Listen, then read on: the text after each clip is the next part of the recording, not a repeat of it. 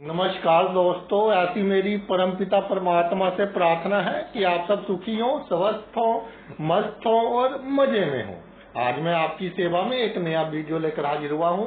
Video शुरू करने से पहले आपसे विनम्र विनती है कि अगर आपको मेरा ये वीडियो अच्छा लगे तो मेरा चैनल सब्सक्राइब कर देना और मेरा वीडियो लाइक व शेयर कर देना।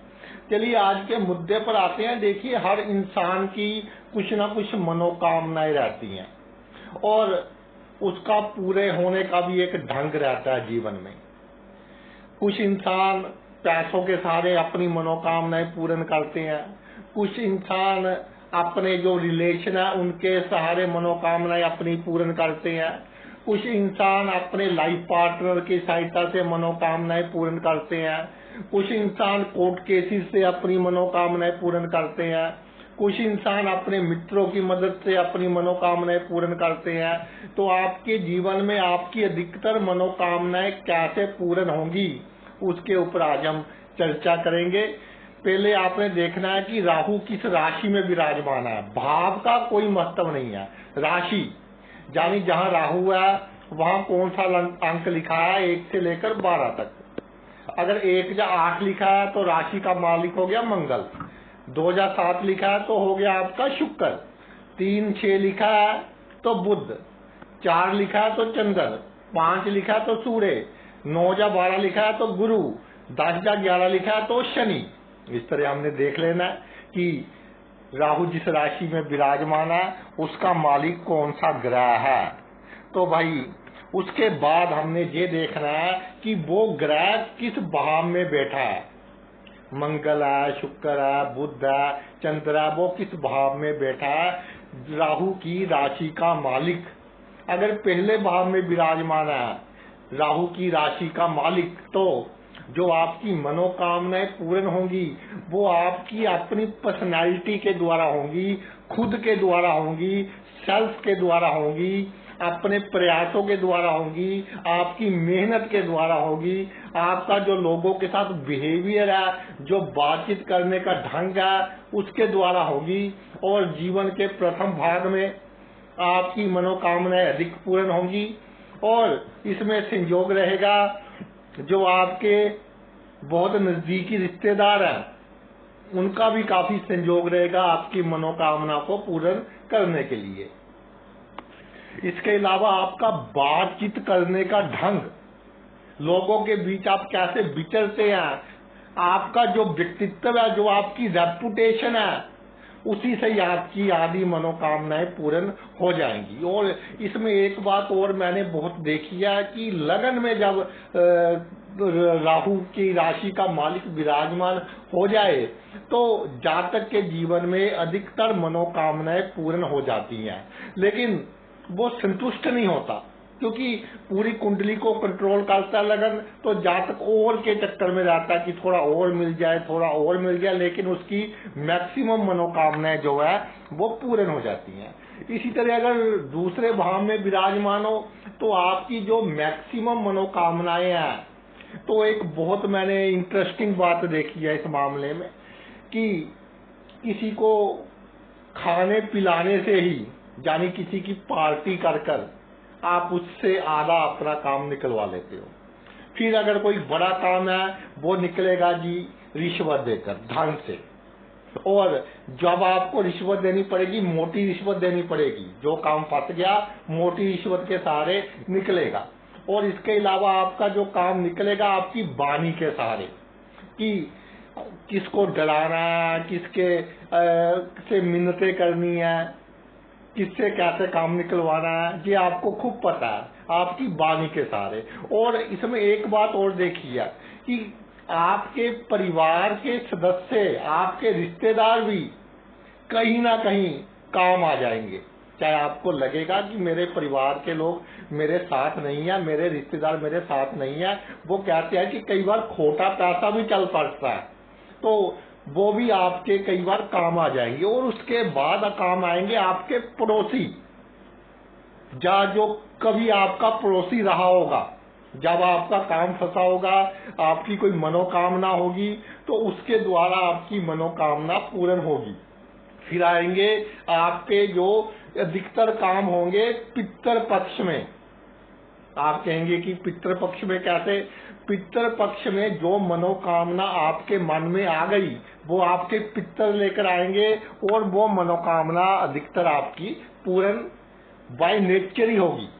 अगर तीसरे भाव में हो तो भाई तो आपकी जो मनोकामना है वो सबसे पहले है कि आपके परिश्रम से, आपके पराक्रम से, जो आपने इतनी जिम्मेदारियां निभाई है, जिन लोगों का आपने साथ दिया है वो लोग आपका साथ देंगे और आपकी जो मनोकामनाएं हैं, जो जीवन का गोल है वो अधिकतर पूरा होगा छोटी यात्राओं से। जितना आप घूमेंगे, इधर उधर घूमेंगे फिरेंगे, उतना आपका सर्कल बड़ा होगा और उतने ही आपके जो लोग आपके संपर्क में आएंगे वो आपकी मनोकामना पूर्ति में आपका सहयोग देंगे। आपकी मनोकामना गुप्त शत्रुओं द्वारा पूरी होगी कि आपको पता ना चल जाए कि मैं इसका शत्रु हूं। वो आपको खुश करने के लिए आपकी मनोकामनाएं पूर्ण करते रहेंगे। राहु जिस राशि में है उसका स्वामी तीसरे भाव में है, तो गुप्त शत्रु आपके लिए वरदान है और आपके जीवन को स्मूथ चलाने के लिए वो एक बड़ी भूमिका निभाते हैं और आपकी मनोकामना पूर्ति में आपके भाई बहनों का योगदान भी कहीं ना कहीं रहेगा। इसमें एक बात है कि जैसे भाई या भाभी है तो कई बार भाई आप बिना अपनी वाइफ को बताए हुए भी आपकी मदद कर देगा।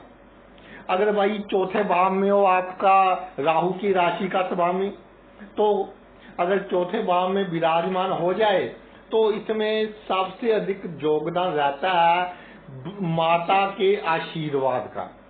माता के आशीर्वाद से या माता की उम्र के औरतों के आशीर्वाद से आपकी मैक्सिमम मनोकामनाएं पूर्ण होंगी और जो आपकी मनोकामना पूर्ण होगी भूमि के द्वारा, भूमि खरीदना आपके लिए बहुत उत्तम रहेगा। समय पड़ने पर उस भूमि के बहुत अच्छे दाम आपको मिल जाएंगे और जितना आप अपने वाहन को चमका कर रखेंगे, टिप टॉप रखेंगे, उतनी ही आपका जीवन स्मूथ चलेगा। आपकी मनोकामना पूर्ण होगी। लाइफ को नॉन सीरियस लेकर, बिल्कुल सीरियस नहीं लेना, कोई आपने मन में फिक्र नहीं रखना, अच्छी नींद ले। कितनी बड़ी प्रॉब्लम हो, रात को आपने अच्छी नींद सोना है। तो देखिए कैसे आपकी मनोकामनाएं पूर्ण होती हैं। आपकी जो मनोकामनाएं है ना कि जो आपको सुख मिलेगा ही मिलेगा। अगर राहु जिस राशि में है उसका स्वामी चौथे भाव में है तो कैसे ही मिले, अचानक ही आपको सुख की प्राप्ति होगी ही होगी है आपके जीवन में। उसका निमित्त कोई भी बंदा या कोई भी वस्तु बन सकती है। अगर आपका पंचम भाव में हो जी राहु की राशि का स्वामी, तो ऑपोजिट सेक्स के लोग एक बहुत बड़ी भूमिका निभाएंगे आपकी मनोकामना पूर्ण करने के लिए। आपके संतान, उसके द्वारा भी आपकी मनोकामना पूर्ण होगी और संतान के जो आगे रिलेशंस हैं, उनके मित्र और रिलेशंस हैं, उनके द्वारा भी आपकी मनोकामना पूर्ण होगी और आप अपने जीवन में तरक्की अपनी बुद्धि के बल से करेंगे, अपनी विद्या के बल से करेंगे। सबसे बड़ी जो आप में खूबी है कि जो आपकी रेपुटेशन है वो ऐसी है कि ये बंदा तो भाई बहुत अधिक ईमानदार है, ये बंदा एक बहुत अच्छी पर्सनैलिटी है। तो आपकी जो ईमानदारी वाली छवि है वो लोगों को एक आपके प्रति सॉफ्ट कॉर्नर देती है उनके दिल में। तो उसके कारण आपके काम बहुत थोड़े से आपस में हो जाएंगे और पिछले जन्म का भाग्य बहुत काउंट करेगा। पिछले जन्म का भाग्य उस समय साथ देगा जब आपको उसकी सबसे अधिक आवश्यकता होगी। अचानक धन लाभ, आपकी कोई बहुत बड़ी मनोकामना है, आपको पता नहीं कि मैं कैसे पूर्ण करूं, अचानक ही कहीं से धन लाभ हो जाएगा, अचानक ही कोई पैसे देने वाला आपके पास आ जाएगा। तो आपकी जो मनोकामनाएं है वो पूर्ण हो जाएंगी और अपने में ईमानदारी बनाए रखें और लोगों में ये मैसेज जाना चाहिए कि ये बंदा मन का सच्चा है, किसी से गड़बड़ी किसी से हेरा फेरी नहीं करता। ठीक है, लीगल काम हेरा फेरी वगैरह थोड़ी करनी पड़ती है कलयुग में, लेकिन बहुत सारे काम आपने क्या है सीक्रेट रहकर करने हैं। अगर भाई आपका राहु जिस राशि में है उसका मालिक छठे भाव में विराजमान हो जाए, तो जब छठे भाव में विराजमान हो जाए तो आपकी सभी मनोकामना पूर्ण होंगी, लेकिन अड़चनों के बाद, कठिनाइयों के बाद, विघ्न बाधाओं के बाद कोई ना कोई बंदा पंगा डाल देगा आपकी मनोकामना पूर्ण होने में, और उसके बाद आपकी मनोकामना पूर्ण होगी। तो आपने ये सोचकर चलना है अपनी लाइफ में कि भाई मेरी मनोकामना जो भी पूर्ण होगी थोड़े विघ्न के बाद होगी, तो विघ्न को आप विघ्न समझे ही ना, और आपकी जो मनोकामना है वो पूर्ण होगी जिसकी आप सेवा करते हैं। जिसकी अगर आप सरकारी नौकरी में है तो जो सरकारी बड़े ऑफिसर्स हैं उनके द्वारा आपकी मनोकामना पूर्ण होगी। बड़े बड़े पॉलिटिशियंस जिनके साथ आपके अच्छे संबंध है, जिनका आप काम करते हैं, उनके द्वारा आपकी क्या है कि मनोकामना पूर्ण होगी। यानी जीवन में आपको थोड़ा सा दब कर रहना पड़ेगा कि दूसरों के थोड़े काम करने पड़ेंगे। वो कहते हैं ना कि चमचागिरी करनी, अगर मैं सही भाषा में कहूँ तो थोड़ी वो करनी पड़ेगी, तो आपका बड़े से बड़ा काम पूर्ण हो जाएगा। और ये एक बहुत बड़ी मैं बात बता रहा हूँ कि जब राहु जिस राशि में उसका मालिक छठे भाव में है, जहाँ तक दूसरों के काम और अपने दुश्मनों के काम भी पूरे करवाता है। जातक का इतना रुतबा होता है, रुतबा ऐसे बनता है कि लोगों के बीच विचरता है, लोगों के काम करता रहता है, तो अपने काम भी और अपने दुश्मनों के काम भी जातक पूर्ण करवाता है। और इसमें एक बात और है कि जातक से किसी के साथ कम पड़ती है, उसको लगता है कि ये मेरा दुश्मन है, लेकिन अगर वो जातक के पास कोई काम लेकर आ जाए तो जातक हर कीमत पर पहले उसका काम करवाएगा। अगर भाई सप्तम भाव में राहु हो, राहु की राशि का मालिक सप्तम भाव में विराजमान हो जाए, तो अगर सप्तम भाव में जिस भाव में राहु हो उसका मालिक विराजमान हो जाए, तो शादी के बाद आपकी अधिकतर मनोकामनाएं पूर्ण होंगी। जब आपने अपने जीवन में शादी से पहले ही कोई ऐसा काम कर दिया जो शादी के बाद करते हैं, उसके बाद से आपकी किसी के जैसे लिव इन रिलेशन में लोग रहते हैं, उसके बाद से आपकी मनोकामनाएं पूर्ण होनी शुरू हो जाएंगी। जितना आप अपनी बहनों का करेंगे उतनी अधिक आपकी मनोकामनाएं पूर्ण होंगी। कोर्ट केस आपके लिए वरदान है। अगर कोई दूसरा बंदा आप पर कोर्ट केस करे तो उसकी सहायता से भी आपकी मनोकामनाएं पूर्ण होंगी। और ये जो भाव है ये दशम से दशम भाव है, यानी हुकूमत का भाव है। तो आपको हुकूमत वालों को थोड़ा जैसे रिश्वत वगैरह देनी पड़ेगी, कई बार टैक्स के रूप में या दूसरे रूप में, अपनी मनोकामना पूर्ण करने के लिए, क्योंकि दशम से दशम है, चौथे से चौथा भाव है। और इसमें क्या है कि चौथे से चौथा भाव है, जो आपके मन में एक बात आ जाए, मनोकामना जब तक पूर्ण नहीं होगी तब तक आप क्या है रेस्टलेस रहेंगे। आप क्या है चैन नहीं ले पाएंगे कि मेरी भाई ये मनोकामना पूर्ण क्यों नहीं हो रही। तो आपको जल्दी से जल्दी अपनी मनोकामना पूर्ण करनी चाहिए। और जो भी आपको साधन मिलेगा जो हमने बताए हैं, तो थोड़ा बहुत खर्च अधिक हो जाए, बाय हुक या बाय क्रुक अपनी मनोकामना पूर्ण करें। बिजनेस में तरक्की की मनोकामना है, नौकरी में तरक्की की मनोकामना है, आपका पॉलिटिक्स में कोई पद पाने की मनोकामना है, तो वो ऐसे आपकी पूरी होगी। अगर भाई अष्टम भाव में आ जाए तो क्या बात है। तो आप ये समझे कि सीक्रेट रिलेशंस, यानी कि जिसके साथ आपके संबंध है, चाहे छोटे से छोटा बंदा है लेकिन आम दुनिया को इतना एक्सपोज नहीं किया उसके बारे में, जो आपको बहुत कम जानता है, उसके सहारे आपकी मनोकामनाएं पूर्ण होंगी। इसके अलावा सीक्रेट रूप से प्लानिंग बनाकर आपकी सभी मनोकामनाएं पूर्ण होंगी। ज्योतिष की सहायता से, ज्योतिष के उपायों करके आपकी मनोकामनाएं पूर्ण होंगी। और अचानक धन लाभ आपको आपके जीवन में होगा ही होगा। इसके अलावा अगर आपका जीवन साथी की वाणी अच्छी है, आपका जीवन साथी की वाणी सत्य होगी। वो उसके मुंह से अगर निकल जाए कोई काम पूरा होना तो वो काम पूरा होकर ही रहेगा। अष्टम भाव एक ऐसा भाव है जिसका पार पाना बहुत अधिक मुश्किल है। तो जब अष्टम भाव में राहु की जिस भाव में होता है उसका मालिक विराजमान हो जाए तो आपका जो जीवन है वो अनप्रडिक्टेबल है। अचानक ही अपने आप सभी काम बनते चले जाएंगे, आप राह चलते लोग आपकी हेल्प करते चले जाएंगे। अगर जी आपका नवम भाव में है राहु जिस राशि में है उसका मालिक, तो इसमें एक बात है कि अधिक धार्मिक नहीं होना। अधिक धार्मिक होना आपके लिए प्रॉब्लम क्रिएट करेगा। अधिक जैसे किसी ने कहा जी ये पाठ कर लो, ये मंत्र कर लो, सभी क्या आप करने लग गए तो ये आपके जीवन में प्रॉब्लम क्रिएट करेगा। बहुत सिंपल सा जो बहुत आवश्यक है वो आपने पाठ पूजा करनी है, तो आपके सभी काम आपके भाग्य के द्वारा पूर्ण होते रहेंगे।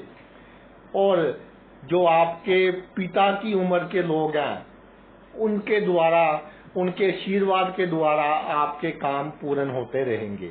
जो आप से बड़ी उम्र के लोग हैं उनके साथ आप मित्रता रखें, उनके साथ आप अच्छे संबंध रखें, उनकी सेवा करें, तो वो आपकी बहुत हेल्प करेंगे आपकी मनोकामना पूर्ति के लिए।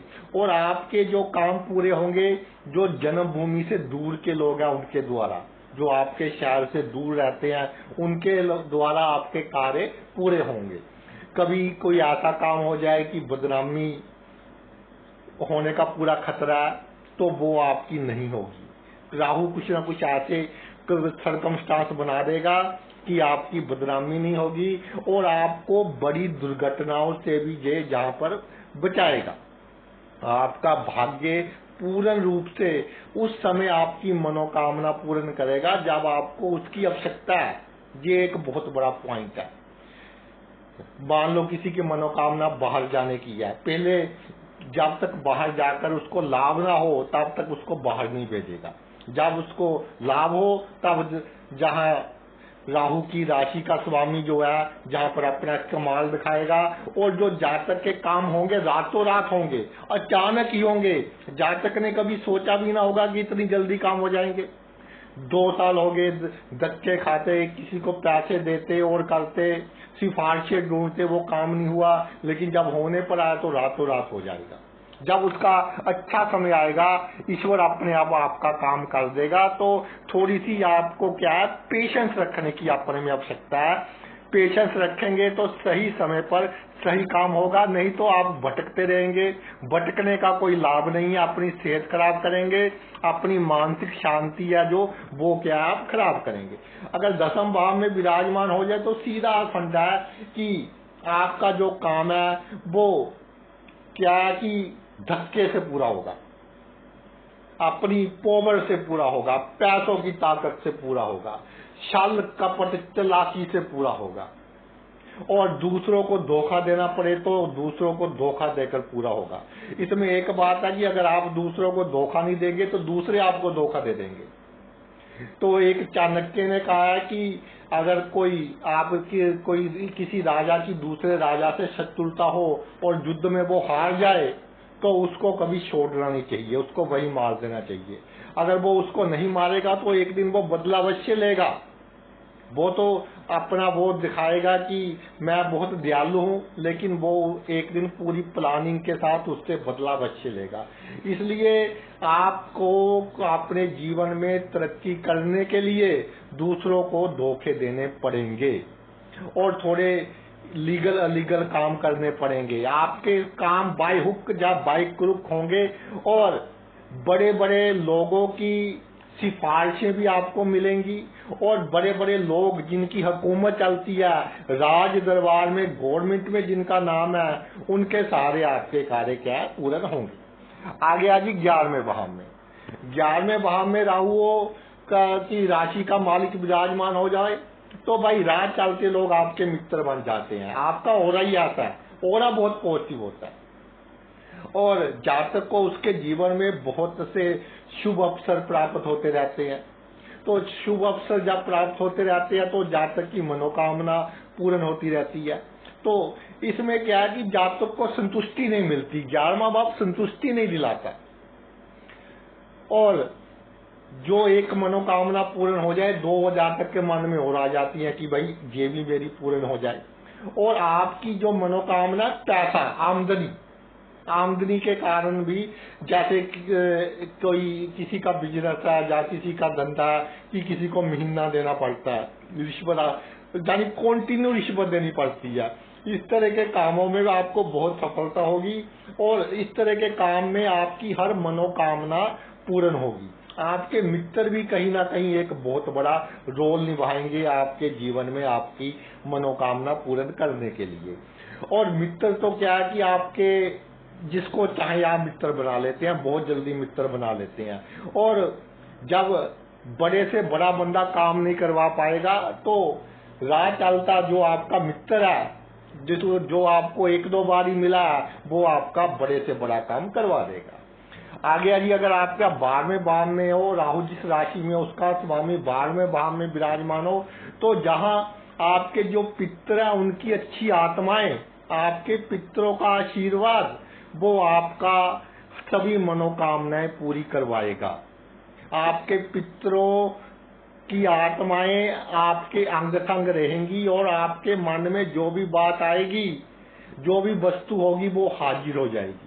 ये अलग बात है कि दशा अंतर दशा थोड़ी खराब हो तो विघ्न बाधाएं आ सकती है, नहीं तो आपकी सिंपल सी लाइफ है, सिंपल सी मनोकामनाएं हैं, वो सारी मनोकामनाएं पूर्ण होती चली जाएंगी और आपको एक स्टेज पर जीवन में सेटिस्फैक्शन दिलवा देगा कि बस बहुत है, इतना ही चाहिए था। कि ईश्वर के दरबार पर गिलास लेकर गए थे कि भाई इसको भर दे, लेकिन ईश्वर ने तो बहुत बड़ा लोटा भरकर दे दिया, तो और क्या चाहिए। यानी एक सेटिस्फैक्शन मिलेगी, और सेटिस्फैक्शन जिसको मिल जाए तो आप समझ ले कि वो दुनिया का सबसे अमीर व्यक्ति है। तो राहु जिस राशि में बैठा उसका मालिक 12वें भाव में बैठना अपने आप में ही एक बहुत उत्तम योग है, सुखकारी योग है। राजयोग और सुखकारी योग में बहुत बड़ा अंतर होता है। ये नहीं कि जिसकी कुंडली में राजयोग है वो सुखी होगा, लेकिन जो सुखकारी योग है वो सुखी होगा। जिसका मन ही संतुष्ट है, जो छोटे से घर में भी संतुष्ट है, बड़े महल में भी संतुष्ट है, तो इस तरह आप जो भी मनोकामना आपके दिमाग में आएगी वो आपके पितरों की आत्माएं, अच्छी आत्माएं, पितरों का आशीर्वाद पूर्ण करता रहेगा और पितरों के नाम का आप कुछ ना कुछ निकालते रहे, इससे आपको जीवन में लाभ होता रहेगा।